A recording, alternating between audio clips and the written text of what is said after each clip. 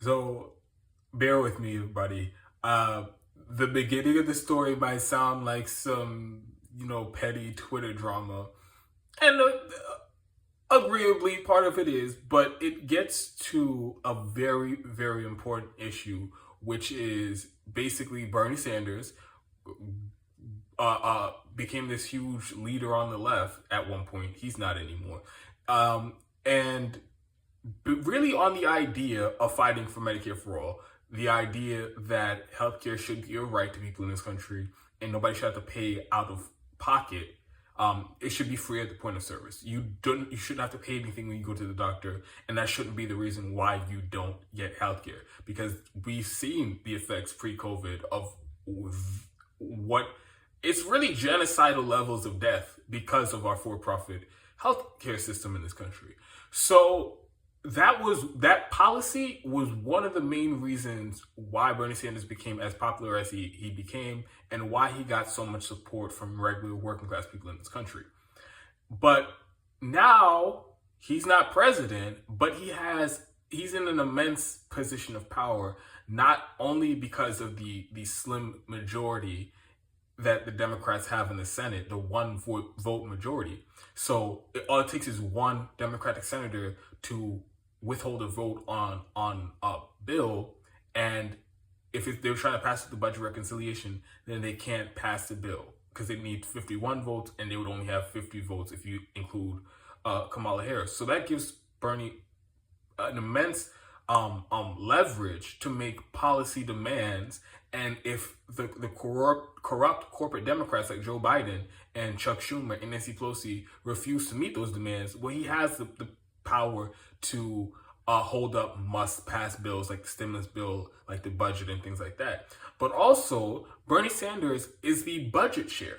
So he writes the legislation, and he has final say over the language and the provisions that are in any bill that passes through budget reconciliation, and he'd have any say over any budgetary bills, over the language of budgetary bills. So Bernie Sanders has incredible power, and at a consequential time in our history where we need single-payer healthcare, government-provided healthcare more than ever. So somebody who rose to prominence on that issue and then finds himself in a position of incredible power at a time where we need somebody to fight for that issue, to go to the mat for that issue, what does he do instead? So this leads me to this story. So on Twitter today, one of Kamala Harris' deranged stands, prominent Twitter Democratic apparatchik, she just goes out and tweets a bunch of shit defending corporate Democrats and shitting on anybody who's critical of the Democratic Party from the left and all those things and all the smears and stuff like that. So she's basically one of those people who the Democratic Party pays to smear leftists and do propaganda on Twitter. And that's not a conspiracy. Like, the Democratic Party literally pays people to do propaganda for them on Twitter. She's one of those people. She made some tweet about Bernie Sanders stealing Hillary Clinton's healthcare policy, and had a video attached from 93, whatever. And then Hillary Clinton, she quote tweeted it with like those looking eyes, like, oh shit, you see that?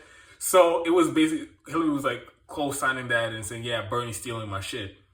And so this like triggered a bunch of lefties on Twitter, Bernie supporters on Twitter, or former Bernie supporters on Twitter too, to just like shit on Hillary Clinton and be like, oh, fuck you, you're scum and all that stuff. And granted, Hillary Clinton is scum. If you've watched the show for a while, you understand why I despise Hillary Clinton, Bill Clinton, Obama, all these neoliberals, because of their disastrous policy records, which I won't rehash at this moment because it's irrelevant. But people were shitting on her and then shitting on the Kamala Harris stand or whatever.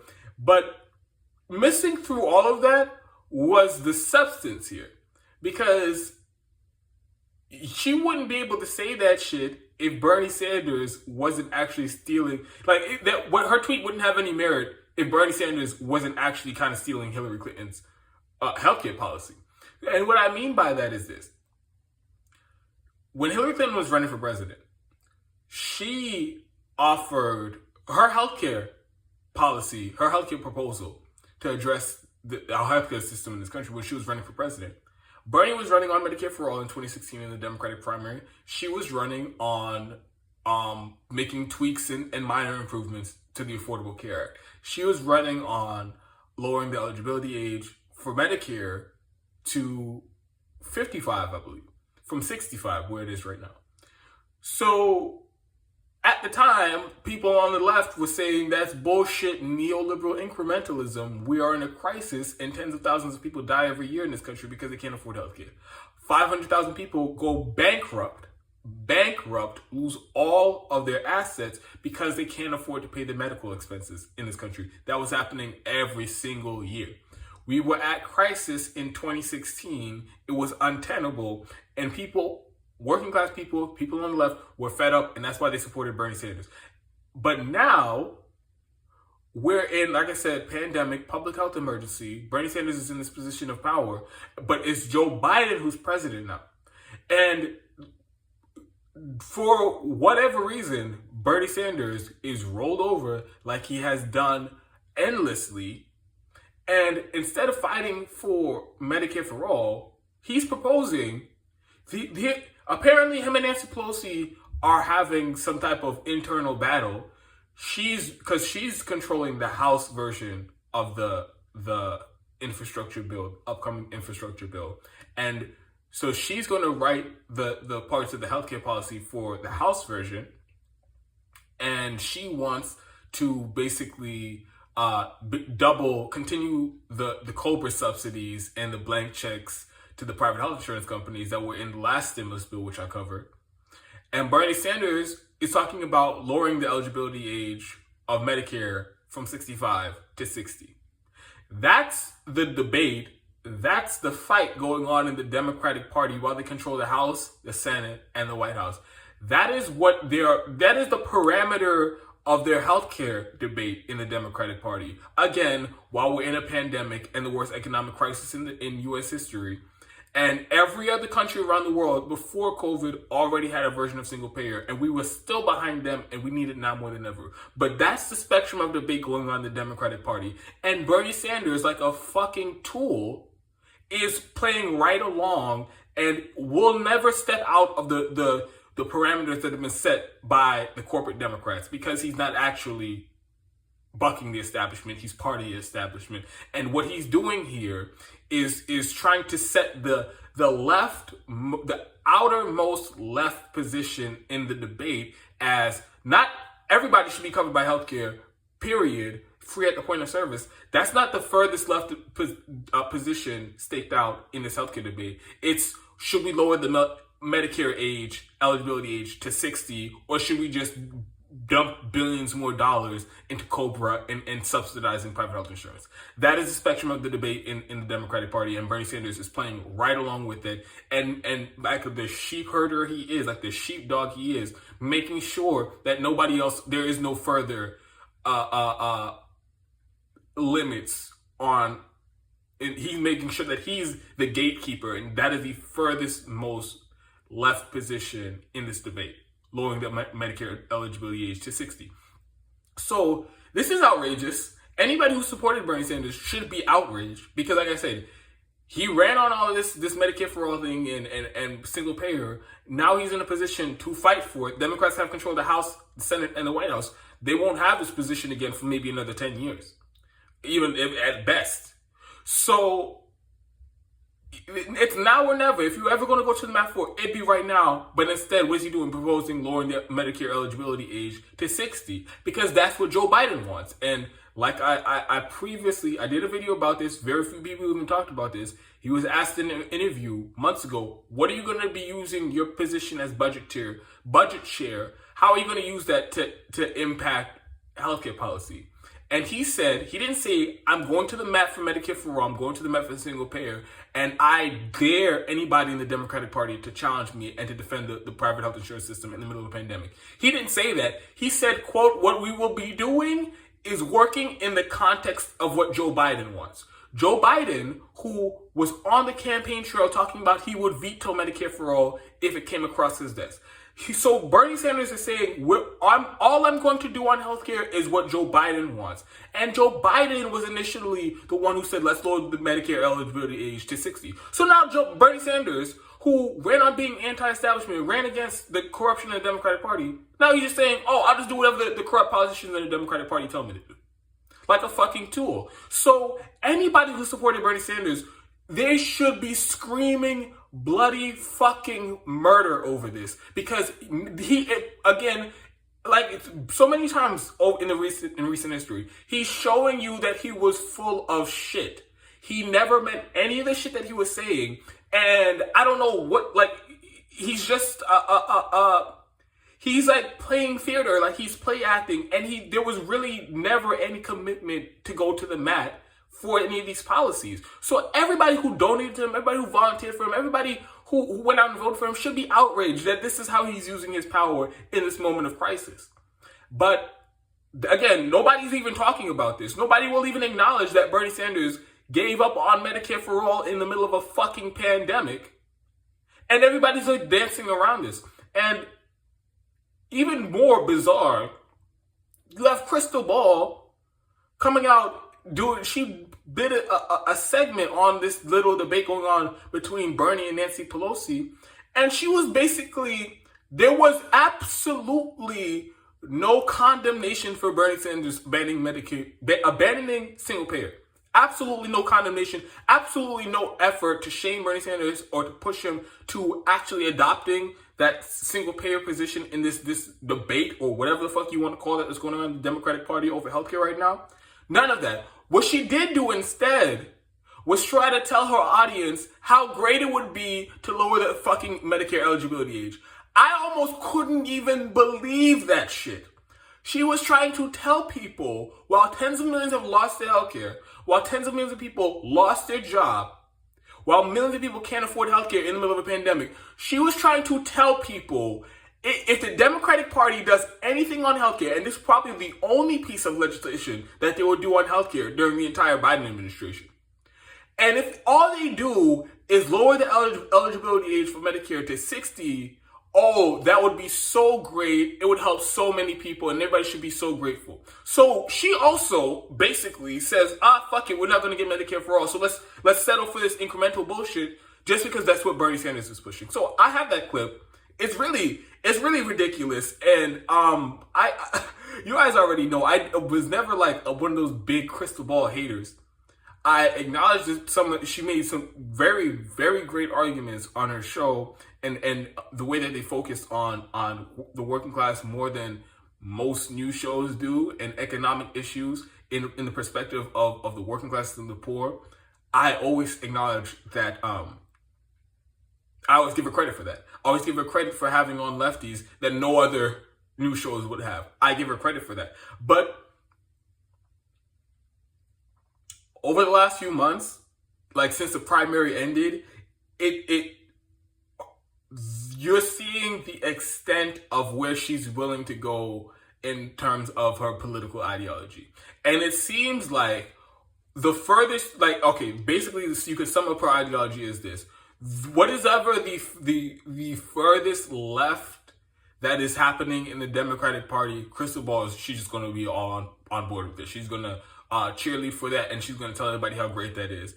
And so she will never say abandon the Democratic Party. She would never leave the Democratic Party. She would never abandon this obsession, this addiction to electoral politics, and move more towards direct action and organizing and things like that as a focus of the strategic focus of the left. She will never move that way, because again, that would be requiring abandoning the Democratic Party, which she just basically has admitted that she will never do at any point ever. So what it leaves her in this position where, when you have people pretending in the Democratic Party to be revolutionaries and radicals and things like that, she gives herself permission to say, yeah, this is what we should be fighting for, and we shouldn't settle for anything less. But then the second they all fold, like they all did, the Justice Democrats, AOC, Ilhan Omar, Bernie Sanders, the second they all fold and become part of the establishment, then she's left holding the bag and like, oh shit, well, guess I got to move with them too. And it's like she will not divorce herself from Bernie Sanders and these shitty progressives. And she'll maybe have some criticisms of them, but wherever they are in policy, she's not moving much further than them. So I have the clip. I'll let you guys make your mind up about that. But first, you guys already know the deal. If you're able to contribute to the show, I have links to Patreon in the About page of the YouTube channel, and in the description box of this video. I don't have Patreon exclusive content. If you feel, I just feel like anybody who wants to watch the show, they should have access to the videos, whether they can pay or not. I also have links to PayPal if you feel more comfortable doing a one-time contribution. I have a GoFundMe for equipment so I can upgrade the quality of the show, as you guys probably could tell I need to. And I'm just incredibly grateful for all the people who have supported the show financially over the last few months, because you guys are my main source of income. I don't, as you guys notice, I don't get any ads on YouTube anymore because my channel's been demonetized, or my ad account has been suspended, to be more specific.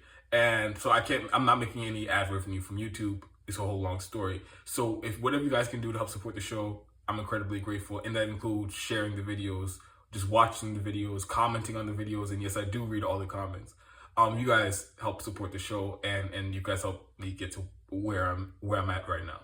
So I'm going to play the clip from Krystal Ball, and then I'm come back and break it down. Pelosi Stein is pushing the White House to make permanent a temporary expansion of Affordable Care Act subsidies that were included in the $1.9 trillion stimulus legislation last month. That's according to a senior Democratic aide who spoke on the condition of anonymity. Sanders, meanwhile, said in an interview that he is arguing for lowering the age of Medicare eligibility to 55 or 60 and expanding the program for seniors so that it covers dental, vision, and health care. So, to recap, Pelosi and the establishment Dems, they want to double down on Obamacare, while Bernie wants to expand the existing popular system of single-payer health care that would be Medicare. It's a clash that really kind of embodies the divide within the Democratic Party. Do you stick with the current for-profit health insurance giveaway, but just make it somewhat more palatable, somewhat less cruel? Or do you move towards the rest of the developed world with an expansion of public health care? Pelosi is, of course, protective of her legacy. She shepherded Obamacare through the House, and she's also completely comfortable with this corporate-centric status quo. Bernie, of course, has a different vision. As I covered previously, lowering the Medicare eligibility age just to 60 would cover an additional 23 Americans. If you dropped it down to 55, you'd be pushing 50 million Americans who would be impacted. Now, expanding the benefits of Medicare to include dental, vision, and hearing, that would be a game changer for so many seniors, half of whom lack dental coverage. Social Security Works' Alex Lawson made the political case to Jeff Stein as well. He argued that expanding benefits to seniors, it's an electoral no-brainer because of the clear and tangible benefits. Quote, people would get hearing aids, get their teeth checked before the next election. That will show them Biden is on their side. Democrats have to deliver for seniors if they're going to win. So what the fuck was that? And again, let me be clear. I don't have some type of vendetta against Krystal Ball. I just did a video about her criticizing her. I'm doing this one now because she has this huge platform on the left, and the direction that she's going in, it does have it has an impact on the discourse on the left, because she has over 1 million subscribers. The Hill has over 1 million subscribers on YouTube.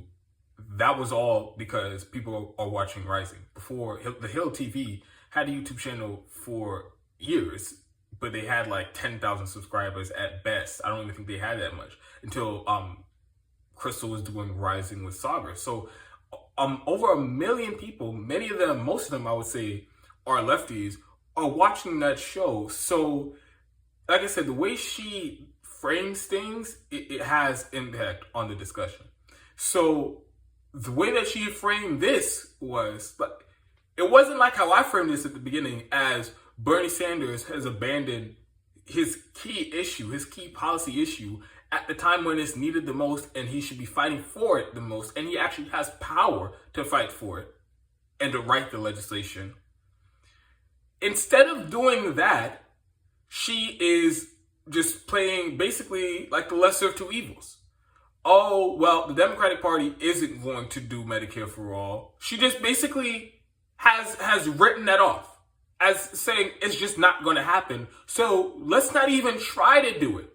Let's not even try to do it. While we're in a pandemic, while the Democrats control the House, they control the Senate and the White House, and we won't get this position. We won't have the stars won't align this way for at least another 10 years. But again, right now in the middle of a pandemic and economic crisis, just because the corporate Democrats are corrupt and because the progressives won't fight, in her head, that means, okay, there are no options left. No, we might as well not even try for Medicare for all. It's just not going to happen. So let's just accept the lesser of two evils. Bernie Sanders is saying let's lower the Medicare eligibility age from 65 to 60 and then leave everybody else for dead. So I guess that's better than not lowering the Medicaid eligibility age and just giving blank checks to private health insurance companies. Again, completely lacking imagination, completely lacking any type of urgency to that is behind these policies right now. Because like I mentioned all the time, when you take that approach that, oh, it's just not going to happen now, so, oh, well, we might as well wait till 2030, 2035, and that's when the next best chance to get Medicare for all. Okay, it sounds harsh, it sounds hyperbolic, it sounds dramatic, but when that's your position, you have to accept you're condemning hundreds of thousands of people to death, maybe even 1 million people to death. Because 68,000 people were dying every year before COVID because they couldn't afford basic health care in this country. So if we're going to wait another 10 years, that's like 700,000 people dead. And since COVID and the economic crisis and more people have lost their health insurance, more people have pre-existing conditions, that number is only going to go up. So we're looking at another 1 million people dying in this country because they can't afford fucking healthcare. That isn't an option on the table for me. 1 million people dying because they can't, and then millions more going bankrupt. That isn't an option on the table. So for me, it's either people demand it in the streets or people demand it in the streets. We aren't getting it through electoral politics. It's only direct action at this point. But like I said earlier, Krystal Ball, in her mind, it's, well, the only mechanism to get anything done is electoral politics. And if the progressives aren't going to fight for anything, and the corporate Democrats damn sure aren't going to introduce it, so it's just not going to happen. So everything is off the table if Joe Biden and Bernie Sanders don't want to do it. As if the people in the public won't have a say on it if enough people got in the streets and shut down business as usual and made the demands. As if that couldn't, that type of public pressure isn't another avenue that even exists. And it gets to a larger problem with new media, something that's happening in new media, where I think because a lot of them are comfortable, they don't get the urgency. And because they don't get the urgency, they refuse to abandon the electoral politics strategy. And they view that as the only way to get these policies. And since, as I said, electorally, we don't have a progressive president. We don't have 300 Medicare for all supporters in the House and 60 of them in the Senate. So we just can't get it through just the regular votes. So we're going to have to wait until we have all those things. We get all those things electorally. And until then, guess there's nothing we can really do. And it's, so a lot of them, it's almost like they've disengaged. And like I said, they've accepted the reality and they've said, oh, well, nothing's going to get better, so let's not even try to fight for these policies. And let's just engage in the theater. In this case, or previously, like in the video I talked about with Krystal and Kyle doing propaganda for Joe Biden on Afghanistan, like they've accepted, hey, we're in these endless wars. The military-industrial complex owns the government, and so I guess there's nothing we can do so the only thing that we have is to hang on the word of a liar, warmonger, war criminal like Joe Biden. And if he says we're going to get out, oh my God, everybody, we better just hold your breath, because he might really mean it this time. He might really mean it. And the way he doesn't do it, shucks, guess he lied to us again. Oh well, on to the next thing. And it's always just like engaging in the theater of the day. And there is no broader strategy or push or organization or direction in their show to get these policies any other way. And what I mean by that is, like, I take Brianna Joy Gray, for example, and Bad Faith. One of the things that has made her show so great is she's not just covering the news stories as they happen and reading a news article and saying this is one side of it, this is the other side of it, and on to the next. There's a broader direction, there's a broader goal to her show, and she's trying to get answers. She's trying to she understands that direct action is the only way at this point to get the necessary policies. So she's trying to figure out why it isn't happening yet and how we can get it to happen. And you can tell that that's the direction in all the different episodes that she does on her podcast, all the different interviews that she does on her podcast, because there's that recurring theme. But what you're seeing with Krystal Ball, and now unfortunately with Kyle Kalinske, and of course all the other shittier left-wing media hosts, it's like we're just going to whatever the status quo is right now. We can't do anything to change it. So let's just talk about fucking polls. Let's talk about Trump some more. Let's say, oh, Biden says he's going to get out of Afghanistan. Let's do 6 stories where we say, oh, he might do it because he said it. Like, all of these things, it's like I said, it just feels like they're going through the motions. Like, this is just their job now. They get in front of the camera and they say something about a story, and then they get off, and then that's it. But like I said, there's no real connection to the movement with these new media shows anymore. Like, they're completely disconnected, and there is no broader strategy or direction to further the objective of the movement, and to organize direct action, or to really call for an exodus of the Democratic Party, and whatever the strategy may be. But there is no real urgency to shift gears and to figure out how we make it work. It's just a lot of complacency and just accept what we get. And this is the what's in front of us. This is what the shitty Democratic Party is offering. Well, we can't do much better than that, so we're just gonna go along with it and just provide our commentary on the events of the day. And so, if this is what we get now, where Bernie Sanders abandons Medicare for all, and instead of raking him over the fucking coals for it, she's going to tell everybody, oh, it's great that Bernie wants to lower the Medicare eligibility age from 65 to 60. You should be so happy. Look at the great things that's going to happen. Millions of people are going to have their lives improved. Oh, everybody else, oh, they can kick rocks. They'll be fucked anyway because they don't have health care. But if you're in that sweet spot, that golden hour between 60 and 65, oh, if Bernie gets his way here, oh, your life will be so much better. That's some cold comfort.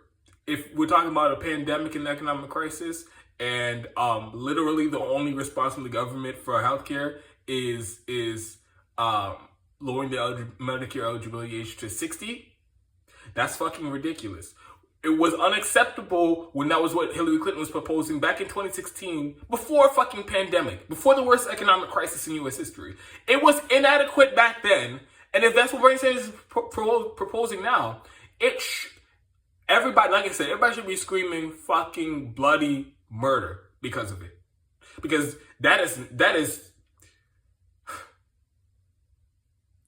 That is such a betrayal to the movement. That is such a betrayal to all the people who gave their last dollars to him, the people who volunteered their hours to him, and just further prove that anything in the Democratic Party, there is no progress that's going to come about in the Democratic Party. It is a graveyard for the movement and any type of left policies. And more people join the Democratic Party, you see, it changes them. It's not the other way around.